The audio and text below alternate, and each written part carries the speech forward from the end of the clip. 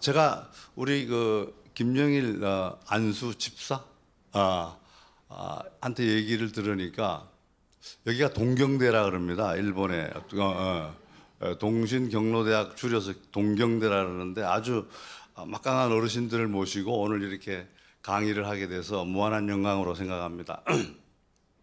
오늘 제가 여러분하고 얘기할 얘기는 제목은 우리가 현인들이 들려주는 삶의 지혜인데 제가 얘기를 들으니까 동신교회가 올해 창립 70주년을 맞이했다 그래요. 맞습니까?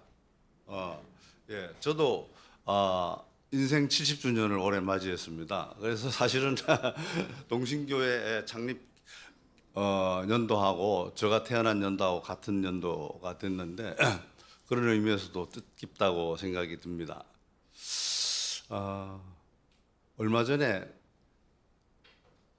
뉴스에 보니까 김수미 씨라고 여러분들 잘 아시는 탤런트인데 75세라 그래요. 75세에 갑자기 매일 TV 나오시다가 돌아가셨다는 비보를 전해 들었는데 우리 모두가 이제 언제 여기 성도님들이시니까 하느님한테 돌아갈지 아무도 모르죠. 60 넘으면은 순서가 없다라는 얘기도 합니다만은 사실은 동신교회 얘기를 들으니까 70세부터 입학 자격이 주어진다고 하는 거 보니까 제가 사실은 굉장히 제일 신입생 연도밖에 해당이 안 되는데 우리 선배님들 모시고 이렇게 삶의 지혜에 대해서 얘기한다는 게 좀 어불성설입니다만은 제가 말하는 삶의 지혜가 아니고 우리보다 앞서간 현인들이 살아간 삶의 지혜를 한번 정리한다는 의미에서 여러분들이 살아오시면서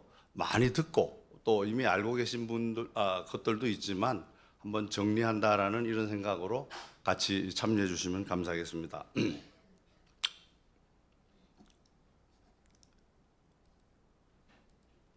이게 안 되네.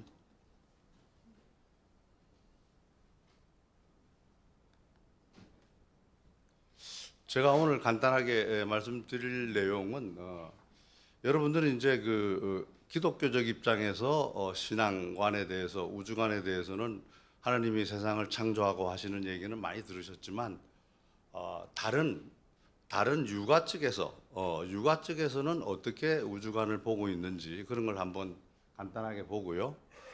우리가 살아오면서 항상 생각하고 있는 인생의 목적이라든가 현인들은 어떻게 살아왔는지 그리고 조금 전에 잠언에서도 성경 구절에도 나왔습니다마는 그 지혜라는 것이 도대체 어떤 것인지 그래서 사람들은 왜 세상에 온 보물을 주고라도 지혜를 살려고 하는지 하는 이런 얘기들 그리고 우리는 어떻게 인생을 마감하는 것이 좋을까 하는 측면에서 한번 여러분들하고 그냥 잠잠하게 얘기를 한번 진행해 볼까 합니다.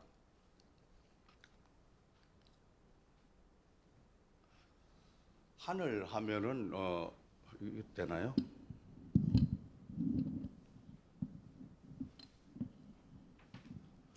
예, 하늘 하면은 여러분들 하느님밖에 생각 안 나시는지 모르겠는데 예전에 육아에서도 육아라 그러면은 공자 맹자 특히 이제 공맹 사상 집단들을 우리가 육아라고 얘기합니다. 그런데 공자 맹자는 어떻게 생각을 했는지 하늘에 대해서 하늘에 그 당시에는 상제라는 사람이 있다고 생각을 했죠. 그 옛날에는 그래서 하늘의 천상 황제가 여러분들의 삶을 복을 내려주기도 하고 재앙을 내려주기도 하고 이렇게 생각을 했었습니다. 그래서 그것이 이제 점차 학설로 정리가 되면서 이제 조금 고급스러운 말로 하면은 하늘을 도덕천 또는 가치천 이런 얘기를 합니다. 하늘이 어떤 올바른 길을 인도해주는 그런 하늘이다. 또 도덕을 내려주는 그런 하늘이다. 이렇게 정리가 되고 있습니다. 그런데 이제 이런 공맹사상에 또 반대하면서 이제 순자라는 사람이 그 무슨 엉뚱한 소리 하느냐. 여러분들이 하늘에 황제들이 맨날 흉년이 지면은 비를 내려 주십사 하고 하늘에 제사를 드리고 하는데 그거는 참 웃기는 얘기다. 그거는 하늘은 하늘일 뿐, 땅은 땅일 뿐, 그건 자연 현상이지. 그건 하늘에 상제가 있는 것도 아니고 도덕이 있는 것도 아니다. 구름이 올라가서 거기에서 비가 쏟아지는 것이기 때문에 순전히 그거는 자연적인 천이다. 이렇게 해서 육아에서도 이제 도덕천이라는 것도 있고 단순히 자연천이라는 것도 있고 해서 이제 학설이 갈리게 됩니다. 근데 이제 거기에서도 특히 이제 우리가 신앙하고 관련이 되는 것 중에서 공자, 맹자가 하신 말씀 중에서는 가치천, 도덕천이다. 도가 있다. 길이 있다. 이런 얘기를 자주 합니다. 그래서 여기 보면 여러분도 많이 들으셨겠지만 순천자존이요. 역천자망이라는 얘기가 있습니다. 순천자존. 이게 순천자, 하늘의 명을 따르는 사람은 살고 역천자, 하늘의 명을 거역하는 사람은 죽는다. 이런 얘기를 많이 했죠. 이게 맹자가 한 얘기입니다. 그래서 우리가 지도자들, 특히 그 나라를 이끄는 지도자들이나 각 그 조직을 이끄는 리더들한테는 한 번씩 되새겨야 될 얘기가 되고 있죠.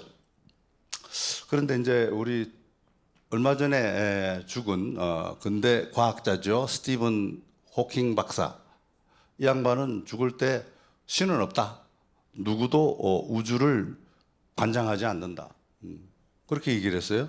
그리고 이 세상 돌아가는 모든 것은 자연의 법칙에 따른다. 이런 얘기를 했습니다. 그래서 제가 조금 전에 그 순자 얘기도 했습니다만은 이 순자의 관, 2300년 전에 얘기한 순자의 사상과 지금 최근에 이제 그 스티븐 호킹 물리학 박사가 얘기한 자연 법칙에 따른다 하는 얘기하고 조금 맥을 같이 하고 있어요. 그런데 우리가 그 주역이라고 하는 여러분들 혹시 들어본지 모르지만 주역이라는 건 옛날 주나라 때 점치는 하나의 문서 책이었어요. 근데 거기에도 이제 우주관이 들어가 있는데 거기에 보면은 뭐라고 돼 있냐 그러면 도. 하늘은 도다 이게 도. 도가 뭡니까 여러분? 도. 맨날 얘기하잖아요. 도. 도를 따라야 된다. 도. 도를 닦아라. 도가 뭡니까? 뭐 쉽게 얘기하면 길이죠. 길. 도. 길이죠. 길인데 이게 길이 그냥 길이 아니고 올바른 길이란 뜻이죠. 그죠? 그래서 주역에서는 이 길은 이름일량 지위도라 이렇게 얘기합니다. 이름일량 한 번은 양이고 한 번은 음인 것이 세상 돌아가는 이치다 이렇게 얘기를 하고 있습니다. 여러분 우리가 높음이 있으면 낮음이 있고 남자가 있으면 여자가 있고 밝음이 있으면 어두움이 있고 들어간 데가 있으면 나온 데가 있고 세상은 모두가 이렇게 서로 대비되는 그런 음과 양의 대비에 의해서 이루어지고 있다 하는 것이 주역에서 가장 기본적인 사상입니다. 그래서 우리가 이거를 음양사상이라고 얘기를 하죠. 여러분들 많이 들어보셨을 거예요. 음양사상.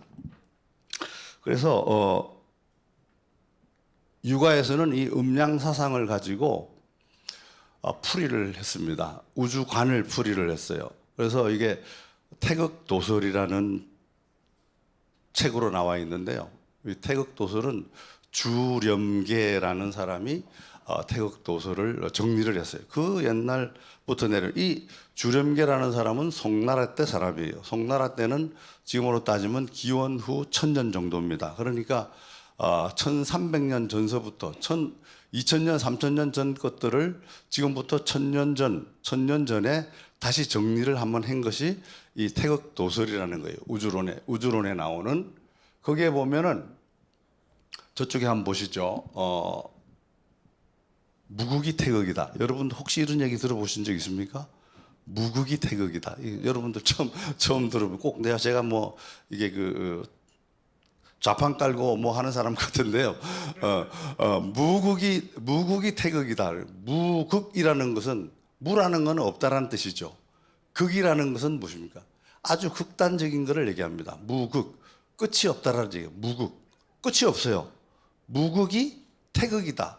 태자라는 것은 굉장히 크다란 뜻입니다. 우리나라 태극기라 그러죠. 태극기. 그 태극기가 왜 나왔냐? 이 바로 여기서 나온 겁니다. 무극이 태극이다. 태극이라는 건 너무나 큰 끝이다. 그러니까 끝이 없다라는 거하고 같다는 거예요. 그러니까 무극이 곧 태극이다 이런 뜻입니다. 뭐가 무극이 태극이냐 이런 얘기죠.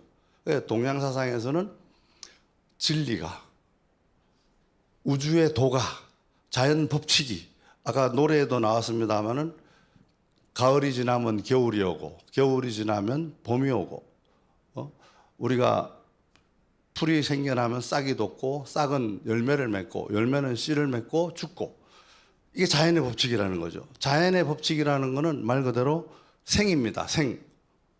천하지덕, 천하지대덕, 하늘과 땅의 가장 큰 덕은 생이다. 이 말이 주역에 나와요. 천하지대덕왈생이다. 그러니까 이건 무슨 얘기냐 그러면 천하가, 우주가 돌아가는 이치의 가장 큰 진리는 뭐냐? 생이다.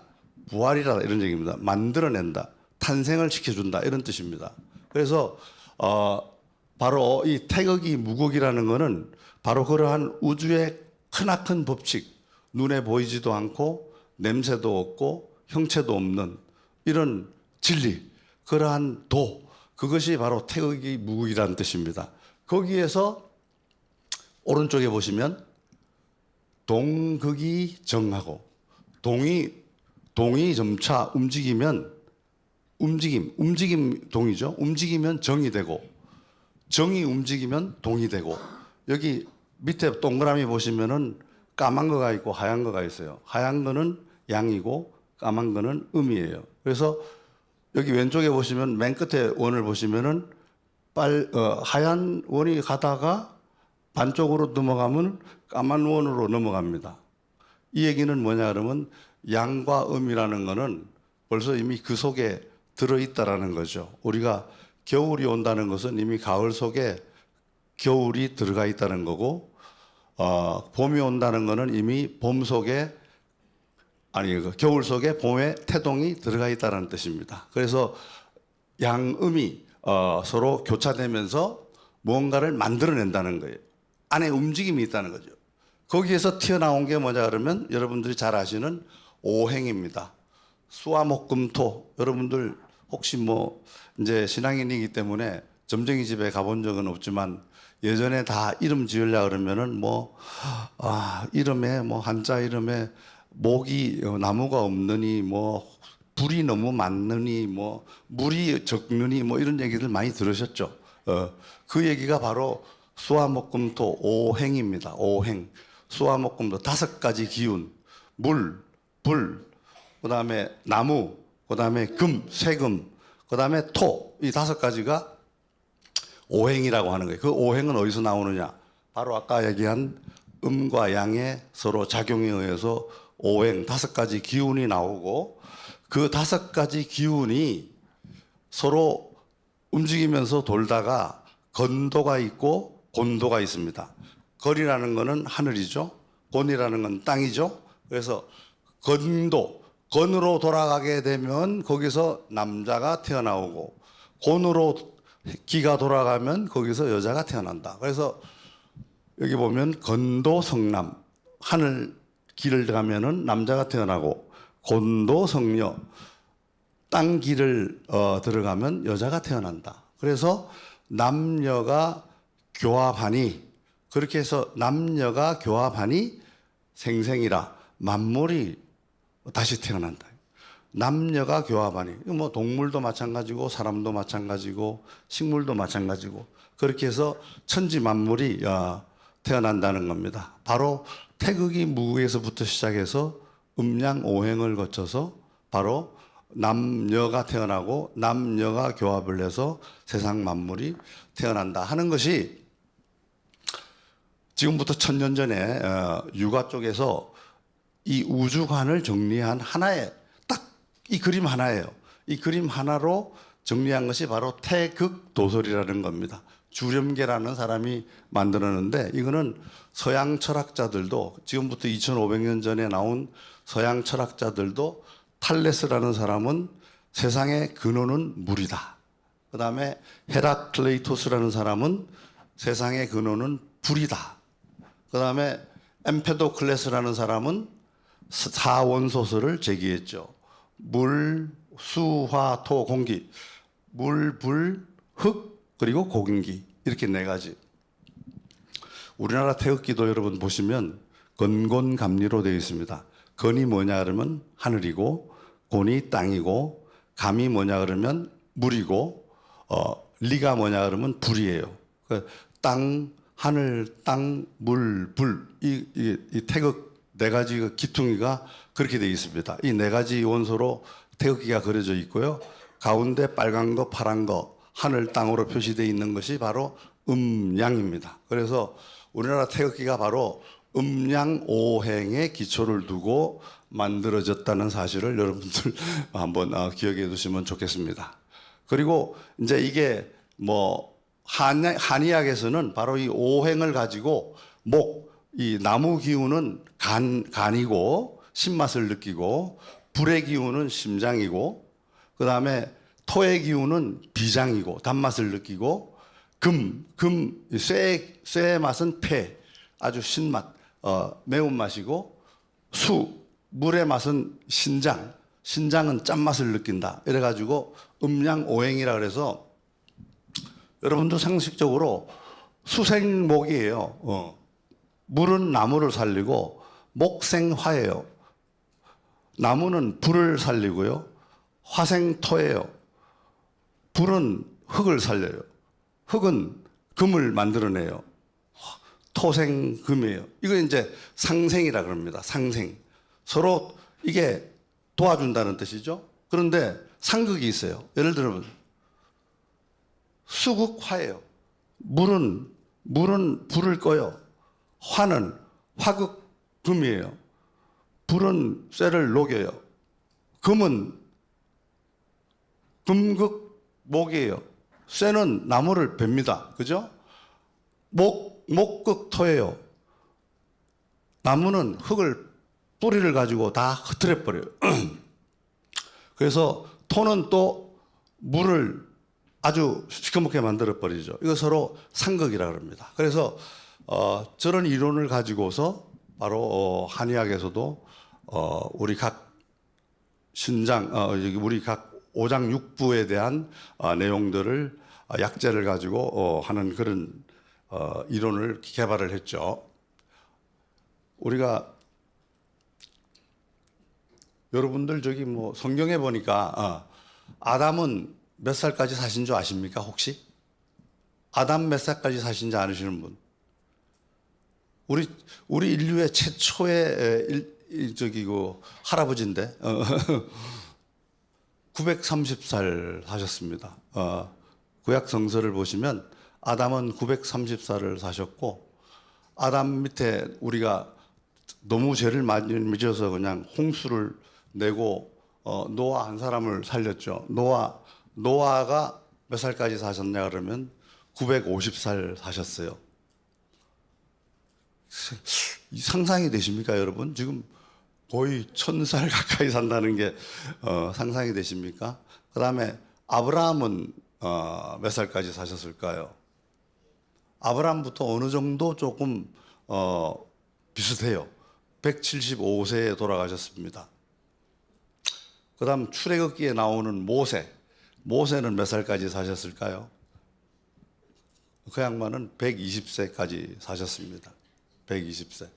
모세부터 이제 어느 정도 우리가 상상하는 인간의 수명 비슷한 수준까지 내려와요. 그 다음부터는 뭐 대충 보면 120세, 110세, 뭐 90몇 세 일찍 돌아가신 분들도 있고 그렇습니다. 근데 중국에 보면 팽조라는 사람도 800세까지 샀습니다. 800세. 그리고 여러분 잘 아시는 도덕경을 지은 노자라는 사람은 160세에서 200세까지 살았다고 사기에 내려오고 있습니다. 자, 여러분 지금 뭐 여러분들 오래 사시는 거 원하십니까? 조금 이따가 제가 설명드리겠습니다만은 뭐 오래 살아야 되겠다 하시는 분도 있고, 아니야, 난 적당할 때 빨리 죽어야 돼라고 생각하시는 분들도 있을 거예요. 어쨌든 옛날에 가장 오래된 경전 중에 하나인 서경이라고 있습니다. 서경. 예를 들어 여러분 논어맹자 이런 것보다 먼저 나온 책이에요. 서경이라는 책에 보면 홍범편이라는 게 있어요. 홍범편에 그럼 인간의 오복을 정리해 놓은 게 있습니다. 지금부터 거의 한 3,000년 전의 얘기죠. 그러니까 거의 오복을 뭐라고 했냐 그러면 수부강령 유오덕 고종명이에요. 말이 좀 어려운데 수라는 건 목숨 숫자예요. 그러니까 여러분들이 하늘에서 받은 여러분들의 인생을 그냥 살아가는 거. 60세 주어졌으면 60세를 사는 거, 70세 주어졌으면 70세 사는 거, 그 수예요. 자기가 주어진 생명을 끝까지 다 사는 거, 수. 그다음 부라는 거는 재물이죠. 재물 여러분. 그냥 살아갈 수가 없죠. 어느 정도 먹을 거, 살 거, 입을 거는 있어야 된다는 얘기죠.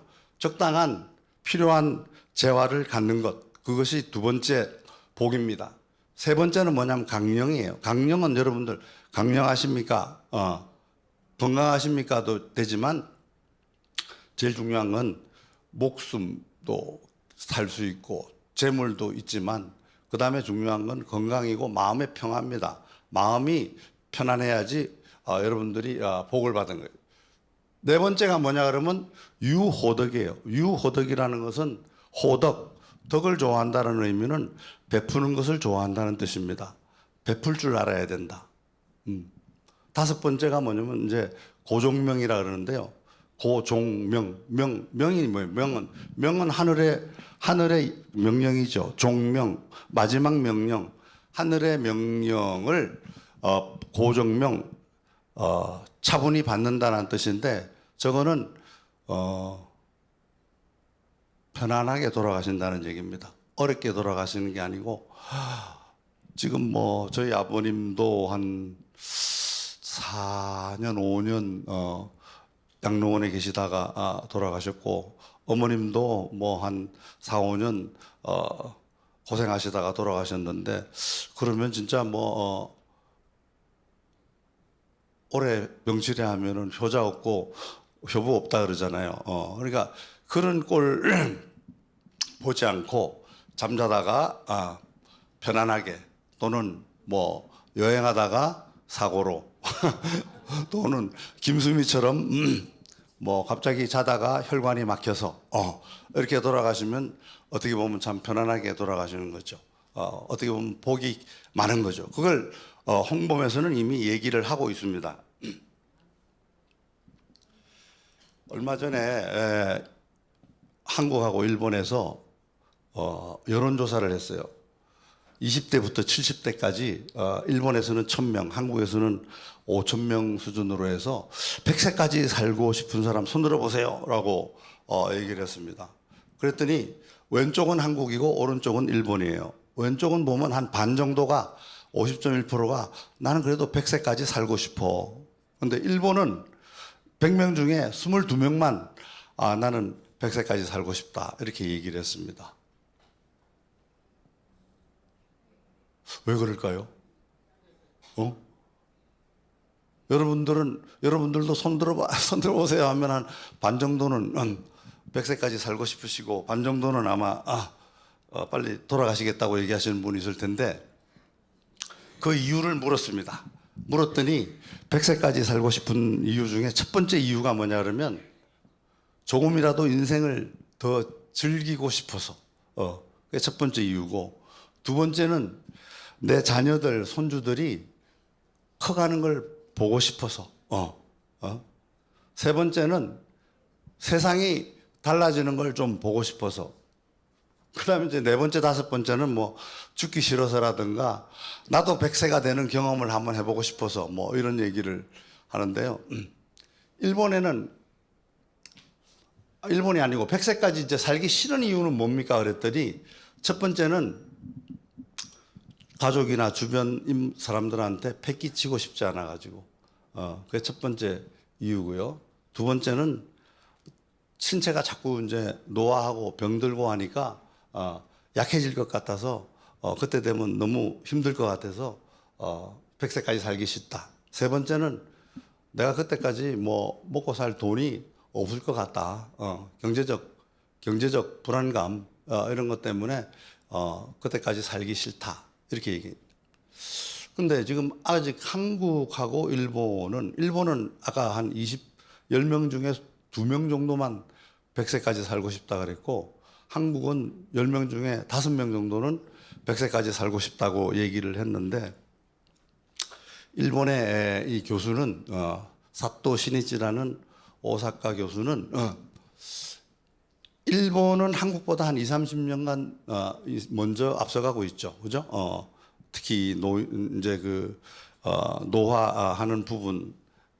그래서 이제 일본은 이미 그런 것들을 많이 경험을 했어요. 주위에서. 오래 살게 되면 결국 남에게 돌봄을 받게 되고, 내가 왜 남한테 이렇게 피해를 주면서 살아야 되냐 하는 이런 심리적 저항감이 있다. 그리고 이제 나이가 들면서 점차 돈도 없어지고, 그죠? 무전, 경제적인 문제, 그 다음에 무위, 할 일도 없어지고, 내가 하던 일들이 점차 없어지고, 세 번째는 무연, 주위에서 사람들이 이제 다 죽고 사라져 가니까 연고가 이제 없어져요. 연고가 없어지니까 이런 것들 때문에 마냥 100세가 좋은 것만은 아니다. 이런 결론을 내리고, 한국도 만약에 고령화가 진화될수록 일본과 같은 현상이 나올 거다. 현재 고령화율을 보면은 100명 중에 65세 이상의, 한국은 17명 정도, 일본은 한 30명 정도예요. 100명 중에 65세 이상 구조가, 일본은 30명 정도, 한국은 한 17명 정도. 아직 일본의 한 반 조금 정도 더 쫓아왔죠. 이제 이런 이유 때문에 아마 그런 상황이 나오지 않았을까. 그런데 아까 조금 전에 말씀드렸습니다만은 160세, 여러분들 120세, 200세 살아라 그러면은 여러분들 살 수 있겠습니까? 저는 살기 싫어요. 사실 그때까지. 그런데 여러분들 잘 아시는 구글이라는 회사가 있습니다. 구글에 보시면은 캘리코라는 회사가 있는데 연구개발 회사예요. 거기에서 생명을 연장하는 연구를 지금 한참 진행하고 있는데, 그 중에 하나 찾은 것이 뭐냐 그러면, 아프리카에 보면 벌거숭이 두더지라는 게 있어요. 길이는 한 8cm 정도 되는 두더지인데, 이 두더지는 쥐들은 보통 이게 털이 나 있는데 여기는 벌거숭이 알몸밖에 없어요. 털이 없어요. 그래서 그 벌거숭이 두더지가 있는데, 그 두더지는 보통 쥐는 3년 내지 4년 사는데 이 두더지는 보통 30년에서 한 34년을 산다 그래요. 그래서 왜 이렇게 이 벌거숭이 두더지가 그렇게 오래 살까? 거의 10배를 살지 않습니까? 그랬더니 이 피부가 노화가 안 된다는 거예요. 그럼 왜 피부가 노화가 안 되느냐? 그 원인을 지금 밝히고 있다는 겁니다. 세포가 노화되는 것을 막아주는 거. 그거를 지금 캘리코라는 구글이라는 회사에서 하는데, 그게 되면 여러분 어떻게 되는지 아십니까? 만약에 사람에 적용하면 지금 평균 연령 80세다 그러면 10배 하면은 여러분 800세까지 사셔야 돼요. 800세까지 사시려면 결혼을 한 20번은 하셔야 될 것 같아요. 자, 그래서 여러분 당나라 때 200이라는 이태백이라는 거 아시죠? 이태백. 우리가 옛날서부터 달아달아 밝은 달아, 이태백이 놀던 달아. 이거 뭐 여러분, 이태백이라는 사람이 당나라 때 굉장히 유명한 낭만주의 시인이었습니다. 그 사람이 지은 시 중에서 제가 좋아하는 시가 이 바로 장진주예요. 장진주라는 건, 장진이라는 것은 권하다라는 뜻이고 주라는 것은 술이에요. 술을 권하는 권주가입니다. 권주가 중에 나오는 얘기인데, 자, 군불견 황하지수 천상래 불류도해 불부해. 자, 여러분, 그대는 보지 못했는가? 황하의 물이 세차게 한번 흐르면 다시 돌아오지 않는다는 것을, 이런 얘기예요. 군불견, 고당명경 비백발 조여청사모성설. 이건 여러분들 혹시 중고등학교 다닐 때 한번 들어보신 적이 있는지 몰라요. 그대는 보지 못했는가? 높은 집 거울 앞에서 백발을 슬퍼하니 아침에 검푸른 머리 저녁에 눈처럼 휘어진 것을. 조여성사모성설. 아침에 청사 푸른 머리가 모성설 저녁에 되니까 흰 백발이 되었구나. 어느새 인생이 저렇게 바꿔갔구나. 그냥 우리가 인생을 중국에서는 화살과 같이 빠르다라는 걸 갖다가 백구과극이라는 말로 합니다. 백구과극. 백이라는 것은 하얀 백자고요. 구라는 것은 망아지 구자예요. 하얀 망아지가 백구, 과라는 것은 지날 과자고 극이라는 것은 문틈이라는 거예요. 우리가 방문의 문틈을 이렇게 보고 있는데 방 안에서 하얀 망아지가 그 문틈 사이로 휙 하고 지나가는 거, 그 짧은 문틈 사이에 지나가는 그 망아지를 보는 순간이 인생이라는 거예요. 백구과극. 그 정도로 인생이 빠르다는 겁니다. 우리가 죽은 사람한테 돌아온 임사 체험자들, 죽었다, 뭐 교통사고가 났든 거의 죽어가기 전에서 다시 소생해가지고 살아난 사람들의 체험자들의 얘기를 다 정리한 부분이 있었는데 거기 얘기 들어보면 대부분 사람들이 뭘 얘기를 하냐 그러면 내가 가다가 어디 빗터널을 지나가는데 그걸 지나가니까 뭐 강이 나오고 뭐 이렇다는 얘기예요. 환한 빛 속에서 자기가 있었다는 거예요. 그리고 그 어느 찰나 순간에 그냥 그 자기 인생이 태어나면서부터 이 사고 날 때까지의 인생이 그냥 순식간에 팍 지나가더라는 거예요. 그게 바로 백구과거가 같은 것, 촌철과 같은 순간, 그 순간에 순식간에 인생이 지나간다. 그런 의미에서 저는 이걸 좋아합니다. 인생득이 수진환, 막사금준 공대월. 자, 인생이 잘 될 때 마음껏 즐겨라. 즐기세. 노세 젊어서 노세. 이 노래하고 같은 거예요. 그래서 마음껏 즐길지니 금술잔 빈채로 달을 맞이하지 말아라.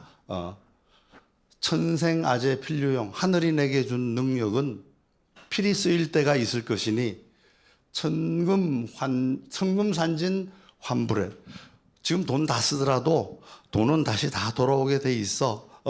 이게 이제 이태백이가 자기가 말 그대로 장안에서 쫓겨나서 7년째 되는 해에 비탄에 젖어가지고 친구들하고 술 마시면서 한 노래예요. 그래서 여기 보면 제가 보면 저 위에 고당명경 비백발 조여청사 모성설 이 말들이 좋아서 제가 이걸 좋아합니다. 우리가 운칠기삼이라는 얘기도 있어요. 여러분 운칠기삼은 인생은 주어진 걸까요? 내가 만들어가는 걸까요? 여러분들은 신앙이기 때문에 어떻게 보면 다 인생은 주어졌다고 믿어도 될 거예요. 여기 보면 왜냐하면 신의 섭리니까 유다가 예수를 배반하도록 짜져 있었다. 예수는 십자가에 못 박혀 돌아가시도록 짜져 있었다. 이것이 이제 신의 섭리거든요. 다르게 얘기하면 우리 요새 과학에서는 유전자 결정론이 있습니다. 여러분들이 타고난 유전자에 의해서 모든 것을 이미 여러분들이 살아갈 인생이 정해져 있다 하는 것이 유전자 결정론이에요. 그리고 불교에서는 네가 어떻게 되느냐는 전생업보야. 네가 전생에서 한 짓에 따라서 현생에서 다 이렇게 살아가는 거야. 네가 그렇게 사는 거는 전생에서 다 잘못을 저질렀기 때문이야. 이게 불교에서 논리거든요. 자, 그러면 진짜 인생이 재미없잖아요. 그러니까 이제 할 수 없이 만들어낸 것이 운칠기삼이라는 얘기인데 여기에 보면 포송영이라는 사람이 청나라의 요제지라는 책에서 이 얘기를 했습니다. 매번 과거에 낙방한 선비가 다른 자기보다 못한 사람은 맨날 과거에 다 되는데 자기는 왜 안 되느냐 하고 옥황상제한테 투덜거렸어요. 그랬더니 옥황상제가 정의의 신 너 이리 와, 운명의 신 너 이리 와. 그래가지고 너 둘이 한번 대작을 해봐.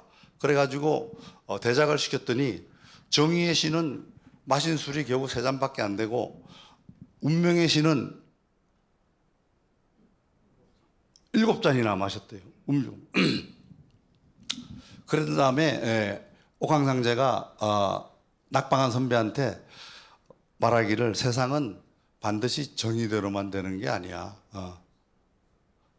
항상 불합리가 따르기 마련이야. 근데 그 불합리 속에도 30% 정도는 정의로운 이치가 있는 것이야. 그러니까 그렇게 알고 살아. 라고 얘기한 데서부터 출발한 것이 이게 운칠기삼이에요. 그래서 참고로 그냥 재미삼아 말씀을 드렸고요. 이 부분은 우리 김영석 교수님 104세, 제가 100세가 넘으신 분이라서 한번 얘기를 해봤습니다. 근데 이 양반이 최근에 쓴 지혜라는 책 중에 보면 100세가 태어나도 100세가 돼도 내가 왜 태어났는지를 묻는다는 겁니다. 내가 왜 태어났지? 아까 얘기한 대로 내 어머니 아버지가 사랑놀이 하다가 내가 태어났는데 이게 내가 왜 태어난 거야? 내가 태어나서 뭐 하라는 거지? 라고 묻는다는 겁니다. 근데 이 양반이 100세쯤 돼가지고 찾은 한마디 말은 뭐냐 그러면 사랑이 있는 고생이 행복이고 인간은 행복하기 위해서 살아가는데 사랑이 있는 고생이 행복이고 행복은 남을 섬기는 대가라는 겁니다. 여러분들 뭐 사실 선물도 받아보고 여러분들이 선물을 주기도 해봤을 테지만 저도 마찬가지입니다만은 제가 이렇게 느껴보면 선물을 받을 때도 기뻤지만 남한테 이렇게 진심으로 선물을 해주면 굉장히 기쁜 것 같아요. 그래서 이 말씀은 100세를 사신 현대인이 하신 말씀이고 육아에서는 결국은 이제 행복을 찾는데 행복은 여러분들이 태어난 목적을 달성하는 건데 태어난 목적이 뭐냐 그러면 바로 수기안인이라는 겁니다. 수기안인. 수기안인은 뭐냐 그러면 자기 자신을 수양을 해서 남을 편안하게 해주는 것이 수기안인이에요. 우리가 수기치인이라고도 합니다만은 요즘은 수기안인이라고 얘기합니다. 그래서 내가 스스로 수양을 통해서 남을 편안하게 해주는 거, 남을 배려하는 거 이런 거를 육아에서 수기안인이라고 얘기를 해요. 그래서 결국 우리는 청년기에는 뭘 할지를 고민하고 우리 장년기에는 뭘 이뤘는지를 고민하고 지금 이제 노년기에서는 어떻게 죽을지를 고민해야죠. 우리가 나이 든다는 것의 자연적 의미는 뭐냐 그러면 우리 각자의 삶이 끝날 때가 가까워 왔다, 가까워 오고 있구나를 친숙하게 느끼는 거예요. 그게 나이 든다는 우리가 느껴야 되는 거예요. 그래서 이러한 인생을 마감할 날이 점점 가까워 오는구나를 아주 친근하게 느끼고 그러면 내가 이것을 어떻게 잘 정리를 해 나갈 것이냐를 스스로 마음으로 매일 생각을 해야 된다는 얘기죠. 장자는 자기 와이프가 아내가 죽었을 때 동이를 치고 물동이를 치면서 노래를 불렀다 그럽니다. 그랬더니 친구인 해씨, 위나라 재상이었던 해씨가 와서 아무리 그래도 고생하면서 같이 살았는데 와이프가 죽었으면은 곡을 못하더라도 동이를 치면서 노래하느냐고 막 이제 성을 냈어요. 그랬더니 장자가 하는 말이 있었습니다. 나라고 어찌 슬픈 마음이 없겠나. 그러나 그녀의 처음을 살펴보니까 본래 태어남이라는 것이 없었다. 단지 태어남이 없었을 뿐만 아니라 형체도 없었다. 형체가 없었을 뿐만 아니라 본래 기운도 없었네. 그저 아득하고 빽빽한 태초의 상태에서 섞여 있다가 어떤 기가 생겨나서 그 기가 변해서 형체가 됐고 형체가 변해서 태어남이 되었는데 지금 또 변해서 죽음으로 갔으니까 이것은 마치 봄, 가을, 겨울, 여름이 사계절이 순환하는 것과 같은 것이라네. 시, 상여 이것은 마치 뭐뭐 같다. 위, 춘, 추, 동, 하, 사시행이라. 수나 추동이 도는 것과 같은 똑같은 것이다. 그러면서 뭐라고 얘기하냐면 기가 모이면 기지치 생여. 기가 모이면은 살아나는 것이고 기가 흩어지면 죽는 것이다. 이렇게 우리가 죽으면 모든 게 다 원소로 다 없어지고 그다음에 영혼이라는 것은 또 기로 이렇게 흘러서 태허라는 아주 큰 기집합 장소로 가서 거기에 머물렀다가 다시 또 다른 생이 태어날 때 그 기로 들어가서 이루어진다는 거예요. 이게 장자가 생각하는 기의 운행입니다. 우리가 물리학에서 에너지 보존 법칙이라고 있어요. 우리가 그 물리학에서 나옵니다만은 이 세상은 고립된 우주에는 에너지의 변동이 없다는 겁니다. 움직임은 있지만 결국은 없다는 거예요. 그래서 그렇게 보면 이 기가 나왔다 들어갔다 하는 것은 어떻게 보면 현대 물리학에서도 입증이 된 것이 아닌가 하고 판단이 됩니다. 이건 여러분들 뭐 조릉고사예요. 그러니까 장자가 어느 조릉이라는 동산을 지나가고 있는데 날개가 7자나 되고 눈이 한치나 되는 까치가 날아가길래 그거를 까치를 잡으려고 화살을 겨누었어요. 근데 까치는 자기가 죽을 줄도 모르고 앞에 앉은 어디를 노려보고 있더라는 거예요. 그래서 뭘 노려보고 있는가 보냈더니 사마귀를 잡아먹으려고 노려보고 있더라는 거죠. 그랬더니 또 사마귀는 까치가 자기를 잡아먹는 걸 모르고 그 앞에 나무에서 열심히 울고 있는 매미를 노려보고 있더라는 겁니다. 매미는 또 사마귀가 자기 잡아먹으려고 노려보고 있는지도 모르고 즐거워서 노래만 부르고 있더라는 거예요. 그러면서 이 세상은 서로 다 이렇게 연결되어 있구나. 모든 것이 하나로 별도로 되어 있는 것이 없고 모든 것이 연결되어 있구나. 그래서 결리망이라는 고사성어가 여기서 나옵니다. 결리, 이익을 보고 망이 의로움을 잇는다. 그러니까 자기의 이익만 생각하고 자기가 죽는 줄은 모르고 그것만 추구한다는 얘기예요. 이게 인생이라는 얘기입니다. 장자와 해골의 문답 한 가지 더 보겠습니다. 장자가 초나라로 가는데 앙상하게 남은 해골이 있었어요. 그래서 말채찍으로 툭툭 치면서 장자가 그대는 삶을 탐하다가 양생의 도를 잃어서 이 꼴이 됐냐? 아니면 나라를 망칠 큰 죄를 지어서 이 꼴이 됐냐? 아니면 부모 처자가 욕보일까 봐 두려워 자살한 것이냐? 아니면 춥고 배고파서 이 꼴이 됐냐? 아니면 수명이 다해서 이 꼴이 됐냐? 하고 해골한테 묻습니다. 그리고 나서 해골을 끌어다가 밤에 베개 삼아 잠을 잤어요. 해골이 밤에 나타나가지고 장자 네 하는 얘기를 들으니까 꼭 변사가 짓거리는 소리하고 똑같구나. 그런데 네가 한 얘기는 전부 살아있는 사람들의 걱정거리다. 죽으면 그런 건 없다. 이렇게 얘기하면서 해골이 혹시 죽음 세계에 대해서 한번 들어보겠느냐. 그래서 장자가 한번 얘기해봐라. 그랬더니 죽으면 위로는 군주도 없고 아래로는 신하도 없고 계절에 따라 애써야 할 것도 없고 느긋하게 마음 내키는 대로 천지자연의 시간을 사계절로 삼으니 비록 천하를 다스리는 왕의 즐거움이 이보다 더 즐거울 수는 없는 법이다. 장자는 도저히 믿을 수가 없어서 이렇게 말했습니다. 내가 생명을 주관하는 신한테 부탁해가지고 그러면 네 형체를 복구시켜서 뼈와 살을 다 붙여서 다시 살아나게 하면 너는 그것을 원하겠는가? 다시 이렇게 부활시켜주면 원하겠는가? 그랬어요. 그랬더니 해골이 눈살을 찌푸리면서 내 어찌 왕의 즐거움보다 더 즐거운 버리고 인간 세상의 고통을 다시 겪겠는가? 이렇게 얘기를 했다 그럽니다. 죽어보지 않았으니까 모르죠. 근데 우리가 죽음은 어떻게 보면 우리가 걱정하듯이 그렇게 엄청나게 무서운 것도 아닐 수도 있어요. 우리가 이와 같이 실제로 안 가봤잖아요. 안 가봤지만 우리 단지 육체가 사라지는 거지만 그 다음 죽음이란 다음에 어떻게 됐는지는 모르잖아요. 그러니까 죽음에 대해서 너무 걱정하지 말라는 얘기가.